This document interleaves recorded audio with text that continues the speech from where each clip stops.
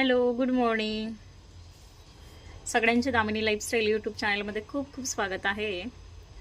तर सावित्री ज्योतिबाई फुले यांच्या जयंतीनिमित्त विनम्र अभिवादन. तर सगळ्यांनी आपल्या चॅनलला दामिनी लाईफस्टाईल यूट्यूब चॅनलला खूप खूप सपोर्ट करत आहात, त्यासाठी खूप खूप धन्यवाद तुमचे.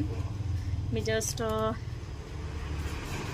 शॉपला आहे आता, आणि आज थोडेसे लवकर आले शॉपला, कारण पटापट कामं आवरले आणि शॉपला आले. तर बघू शकता तुम्ही, मस्त अशी मी शॉपला बसलेली आहे. बघू शकता तुम्ही, मी मस्त अशी शॉपला बसलेली आहे. हे आहे माझं शॉप. तर आपण छान असा ब्लॉग पण टाकलेला होता, जसं दीक्षाभूमीचा आपण ब्लॉग टाकलेला आहे. तर नक्कीच सगळ्यांनी बघा दीक्षाभूमीचा ब्लॉग. खूप छान आहे ब्लॉग दीक्षाभूमीचा. आणि मी रील्स पण काढलेले आहे, खूप सुंदर सुंदर अशा रील्स पण काढलेल्या आहे मी. तर तुम्ही नक्कीच बघा आपल्या रील्स. आणि ज्यांनी कुणी आपल्या चॅनेलला सबस्क्राईब नाही केलं आहे त्यांनी आपल्या चॅनेलला मस्त असं सबस्क्राईब करा.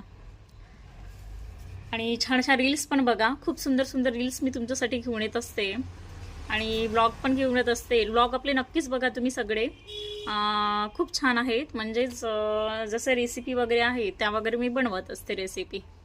त्या रेसिपी छान छान बनवलेल्या आहे मी. आणि मकर संक्रांती स्पेशल लड्डू पण बनवले आहे. तर नक्कीच सगळ्यांनी मी रेसिपी दिलेली आहे आपल्या ब्लॉगमध्ये. तर नक्कीच आपल्या मकर संक्रांतीच्या लॉगला नक्कीच बघू शकता तुम्ही. खूप छान अशी आपण रेसिपी दिलेली आहे की त्याला काय काय हवं असतं मकर संक्रांतीच्या लड्डूंना. तर छान असा गूळ हवा असतो जसं, आणि तीळ वगैरे हवे असते, आणि थोडेसे फार शेंगदाणे पण टाकू शकतो आपण, ड्रायफ्रुट्स पण टाकू शकतो.